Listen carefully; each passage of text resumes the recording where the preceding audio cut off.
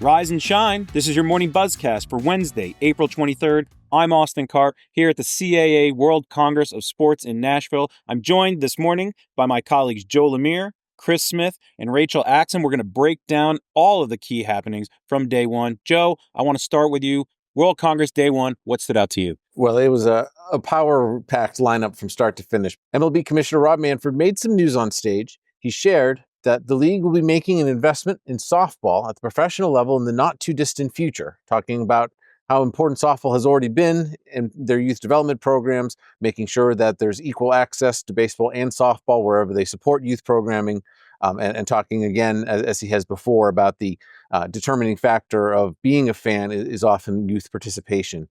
He was a little bit more tight-lipped about some of the biggest, heaviest issues that are facing Major League Baseball right now, the upcoming collective bargaining agreement, some of the media arrangements. The clearest he's ever said that if there's going to be a salary cap proposal, there would also be a floor that goes along with it. But he made sure to say that the owners haven't decided what they're going to propose to the players. In talking about wanting to obtain all the local media rights for a large streaming deal, he did also explicitly say that they plan to partner with a tech company to do that. I think that was probably written in the cards since they've already done it once and sold off BAMTech. Well, they had a company called BAMTech, Yes.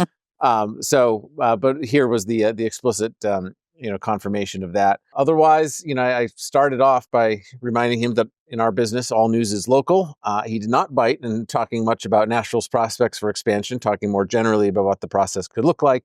But he did share that down the highway, the Bristol Motor Speedway, that August 2nd Speedway Classic game between the Braves and the Reds has already sold more than 50,000 seats.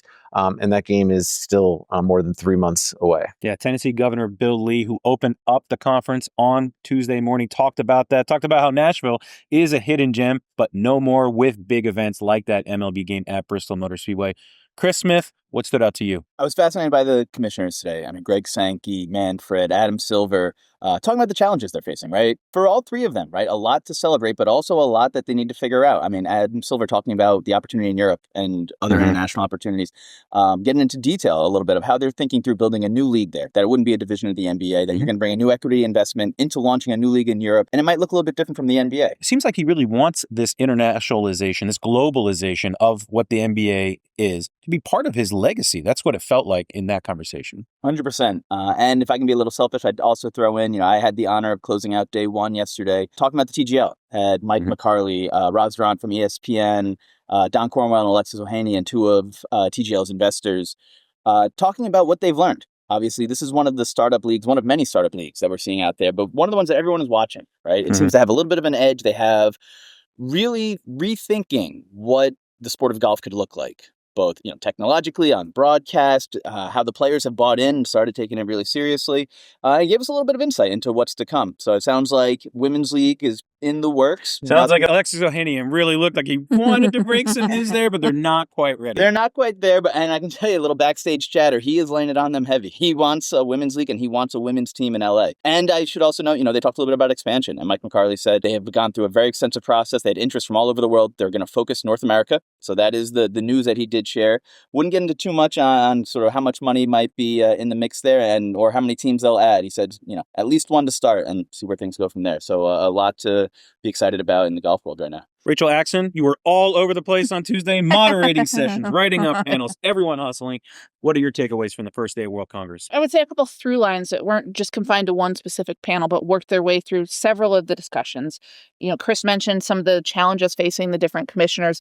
I think collegiate sports and the challenges ahead with the House settlement, whenever that is approved, what comes after, was a big focus from Greg Sankey from the SEC, talking about the implementation, the need for national legislation to preempt what we're seeing on the state level on NIL laws. That's just kind of made it a free-for-all. But that not just him. Jimmy Haslam is talking about the concern that he has and the, college student football league being, something he's pushing and sees for the future of collegiate sports. And coming from covering the Olympics, Sarah Hirschland, CEO of the U.S. Olympic and Paralympic Committee, was here. And this is something where there's huge overlap. And I think she offered the perspective not only of, their focus in this area, but also, that's an organization and a movement that has been subject to a lot of congressional involvement and requirements and sort of similar position to where collegiate sports is now and has come out, at least, from their work on the other side.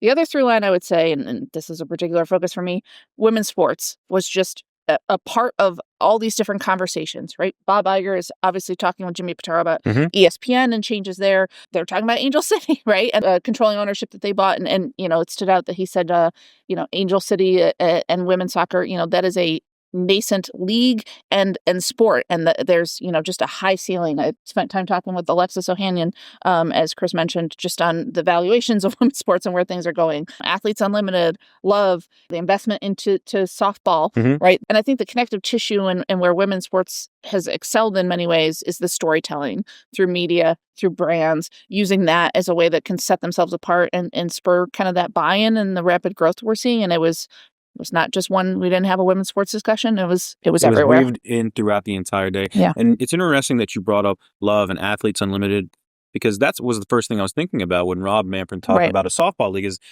it feels like this would, if they created something else, something separate, that's a lot of leagues out there. So then you're talking about consolidation, because I don't know that you need professional softball leagues out there. So that is something under the auspices of Major League Baseball. Does that make more sense to grow that sport to where it can be? We see what the numbers are for something like the Women's College World Series. Incredible numbers, oftentimes even beating the College World Series. So I'm definitely going to be monitoring that. A conversation I was really paying attention to on day one was Jimmy Pitaro interviewing Bob Iger. We talked about the Angel City angles, but I was really paying attention to the direct-to-consumer product that's going to be launching in the fall. He talked about they got a name.